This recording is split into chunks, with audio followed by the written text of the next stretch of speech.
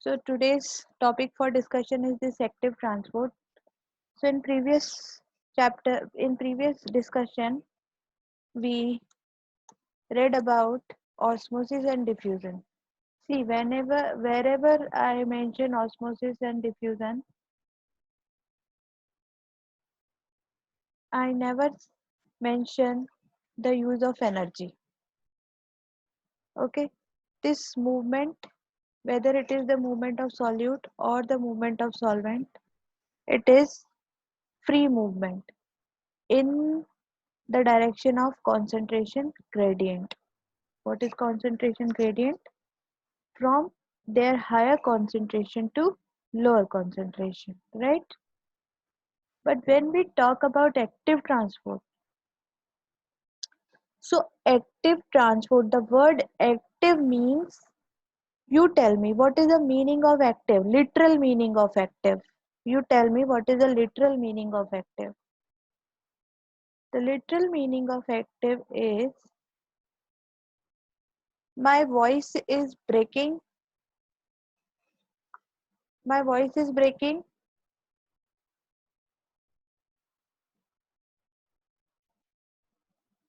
I was asking the literal meaning of active. What is the literal meaning of active? Working, operative, full of energy, energetic, right? When we have energy, we are active. Okay. So active transport, same.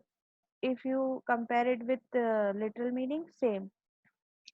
Full of energy. When you use energy in the transport, that kind of transport is known as active transport. See this diagram. This diagram clearly shows the difference between diffusion or facilitated diffusion and active transport. In the case of diffusion, you can see the molecules are transferring from their higher concentration to their lower concentration. And in this movement, there is no use of energy. That's why whether it is diffusion or osmosis, they comes under the category passive transport, right? But when we talk about active transport, the molecules are moving from their lower energy, from their lower concentration to higher concentration. And since the molecules are moving against the concentration gradient, ATP is used. Okay, what is ATP? ATP is the chemical energy. So since we are using energy in this kind of transport, this kind of transport is known as active transport. Where does it take place? It takes place when minerals are absorbed from soil in the root hair cell. As we all know, what are the adaptation of root hair cell? We have read three adaptation of root hair cells, right? I am going back to that slide. These are the three characteristics of root hair cell which make it a proper place for absorption of water, in which the second point, concentrated cell sap of root hair cell. That means the cell sap of root hair cell is more concentrated than the surrounding water. See here. So this cell sap is more concentrated than this surrounding soil water. That means minerals are more in the root hair cell and less in the soil water. So if we follow the concentration gradient, the minerals should move from their higher concentration to their lower concentration. That means from root hair cell to soil water. But it does not happen. Why it doesn't happen? Because of this semi-permeable membrane. Root hair cell is covered with this semi-permeable membrane which allow only the entry and exit of water, passive entry and exit of water. But mineral cannot cross this a semi-permeable membrane without any channel. Okay, so the cell uses energy to absorb actively all the mineral salt from soil from their lower concentration to their higher concentration, and this is what we call active transport. Understand? Clear everyone?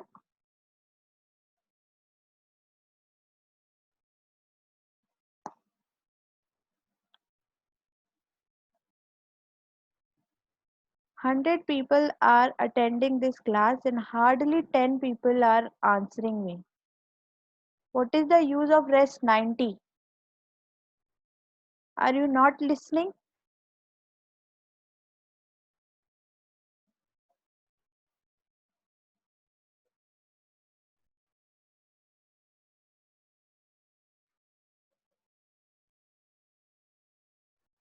Yes, understood. Everybody understood. Okay. So next topic is absorption by root. So how this absorption by root take place? So we have understood, we have discussed the phenomena through which a cell absorbs water or minerals. Water is absorbed by using osmosis and minerals are absorbed by active transport. Correct? Now how this all happen? So this is the root hair cell in the direct contact with the soil and soil water. Water enter passively and minerals enter actively in the root hair cell. From root hair cell, they transferred from one cell to other cell in the root cortex through cell to cell osmosis. Okay. Water passes across the root from cell to cell by osmosis and ultimately it reaches toward the xylem. What is xylem? Xylem is the water conducting tissue. This xylem helps this water to reach from root to leaf.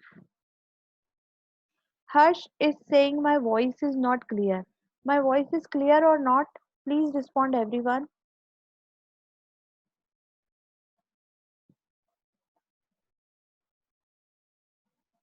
Harsh, please check at your end because everybody else is saying that my voice is clear. Okay. So this is the other diagram which shows the same process, the absorption of water and ascent of sap. So this part of the diagram shows the root. This part of the diagram shows the xylem vessel in the stem. And then this part of the diagram shows a leaf because water is needed basically in the leaf only. In leaf, photosynthesis take place and water is a raw material for photosynthesis. So the roots absorb water and it reaches all the way to leaf with the help of these xylem vessels. So there are basically four forces which are responsible for the movement of this water in the xylem vessel. We will discuss each and every force in detail. Okay. So these are the forces which are involved in ascent of sap.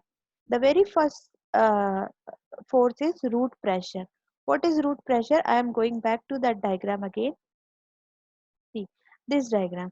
So here you can see water is continuously entering the cell from the soil water.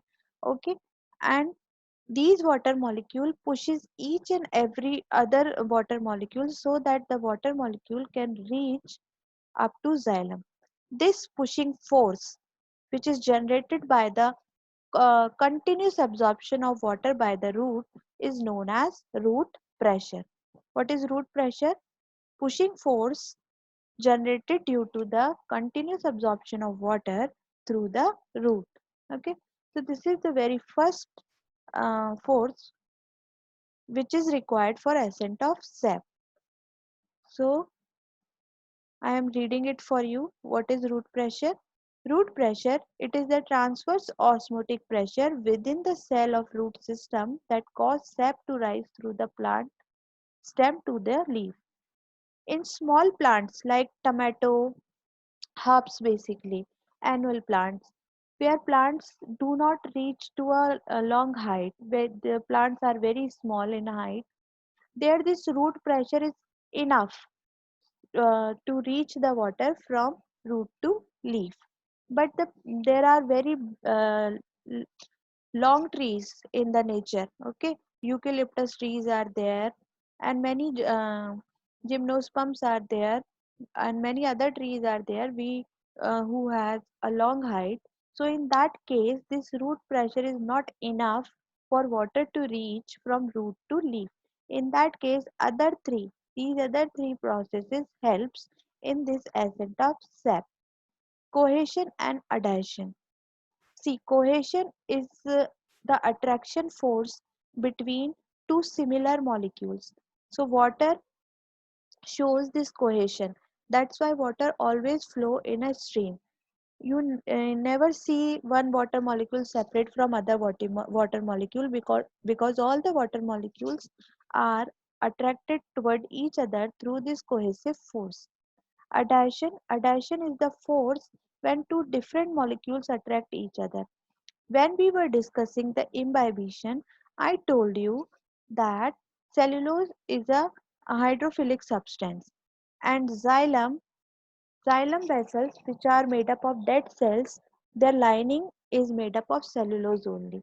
So that cellulose adhere water to its wall, okay, and water molecule cling to each other and rise in the xylem vessel. Okay, capillary action. What is capillary action? It is the ability of a liquid to flow in a narrow space without without the assistance of, or even in opposition to, external force like gravity. Capillary action is the force in which any liquid start rising in a very narrow capillary tube. Okay, uh, against the force of gravity also. Then transpirational pull. Transpirational pull is a kind of suction force which is created by transpiration. Transpiration is the process of removal of water molecules in the form of water vapors from the aerial parts of plant. So this transpiration creates a suction force which sucks the water from roots to leaf against the force of gravity. So all these four forces together make it possible to rise the sap against the gravity in a plant tall like eucalyptus. Okay, understood everyone?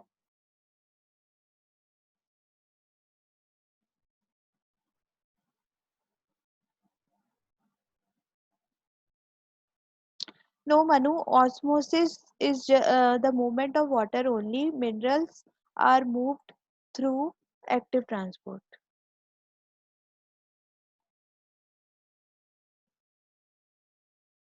Okay, Abhinav, I make you understand what is capillary action. See, what is capillary? Capillary is a very uh, narrow diameter glass tube like this.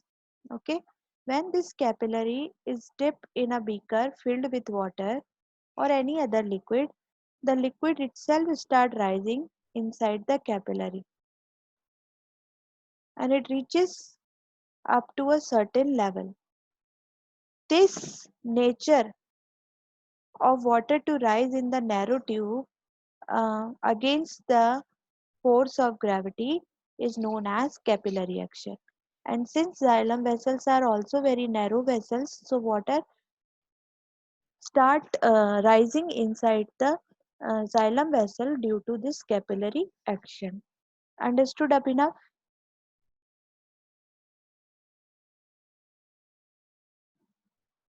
Transpirational pull. Lakshay is asking me what is transpirational pull. So Lakshay, have you ever drink a cold drink with the use of a straw? Lakshay, please respond.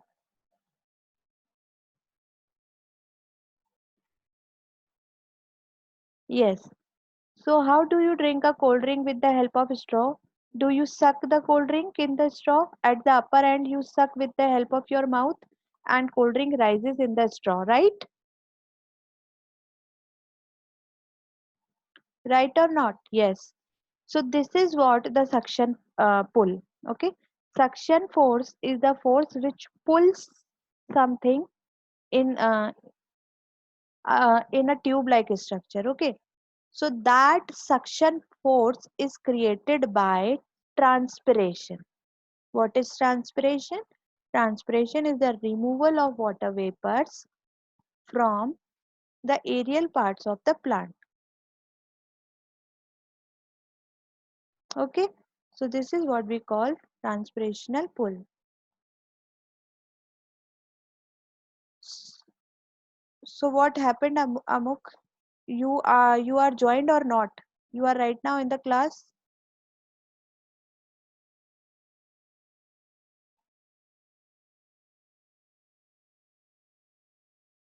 So what you trying to convey me?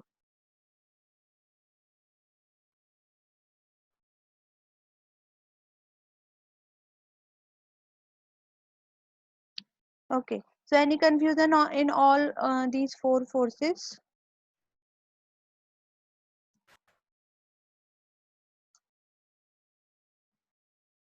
So now we will discuss about the plant tissue. So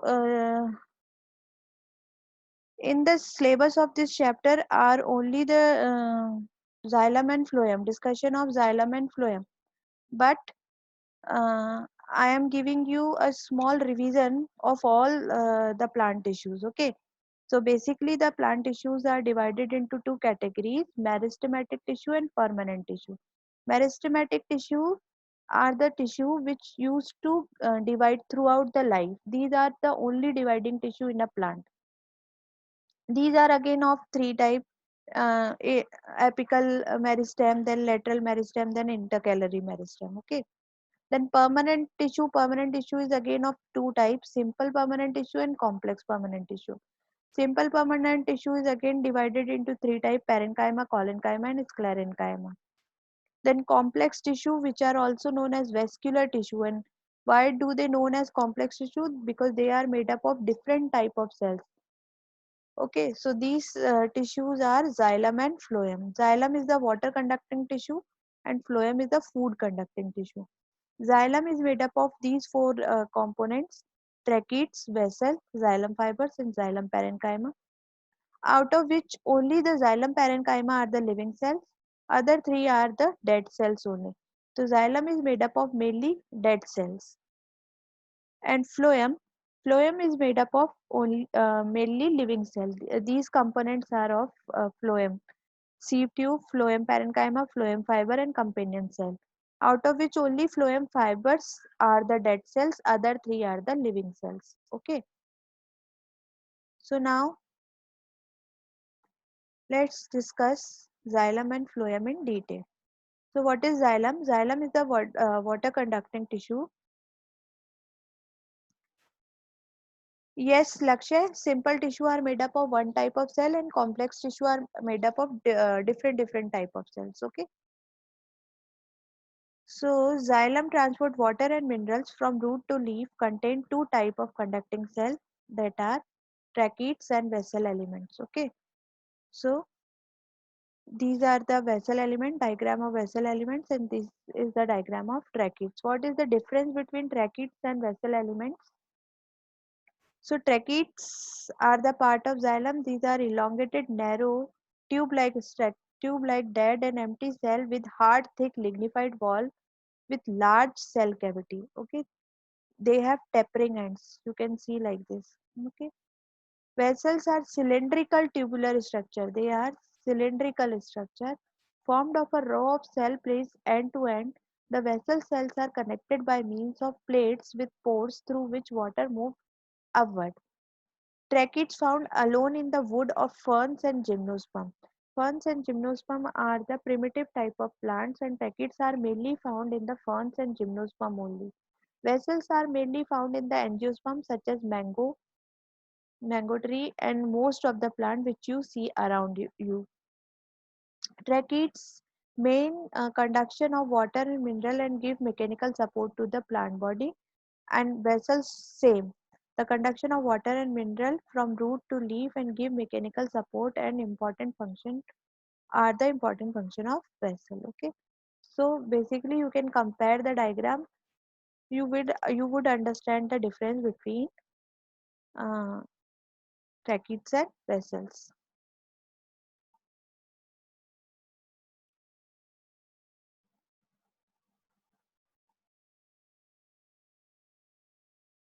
Then phloem. What is phloem? Phloem is the food conducting tissue, and phloem, as I told you, is made up of four type of cells: sieve plate, sieve tube member, companion cell, and phloem parenchyma and phloem fibers. Okay, so this diagram clearly shows these are the sieve cells, these are the sieve plates.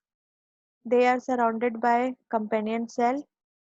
Companion cell, as the name suggests, they are the companion to the sieve element. They help in functioning of the sieve elements. Okay, then phloem parenchyma helps uh, to store the food, or to prepare the food for the plant. Okay, for these phloem. Name: phloem are non-living or living. Phloem is made up of four type of cells. These are the four type of cells of phloem: sieve tube, phloem parenchyma, phloem fiber, and companion cell. Out of which phloem fibers are the dead cells only. Other three are the living cells. Okay, Kanika. So this experiment proves that xylem conduct water. So we will take two plants. In first plant, we will remove phloem and keep xylem intact. And in the second plant, we will remove xylem of a smaller part and keep phloem intact. Now we will dip both the branches in the beaker filled with water. So we will see that this first plant, it is alive for more time than compared to this plant. This plant get wilts very soon. This plant get wilt very soon. Why this plant get wilt? Because xylem is removed from this plant. So since xylem is removed, water could not reach from root to the leaf, and since leaf could not get water, so they wilt. But in this plant, since xylem is intact, so water is reaching toward the leaf. And since water is reaching toward the leaf, leaves are crisp and not wilt, and it is alive for more time in compared to the plant B. So this proves that xylem conduct water. So here this chapter is over for me. If you have any problem, you can ask me in the chat box.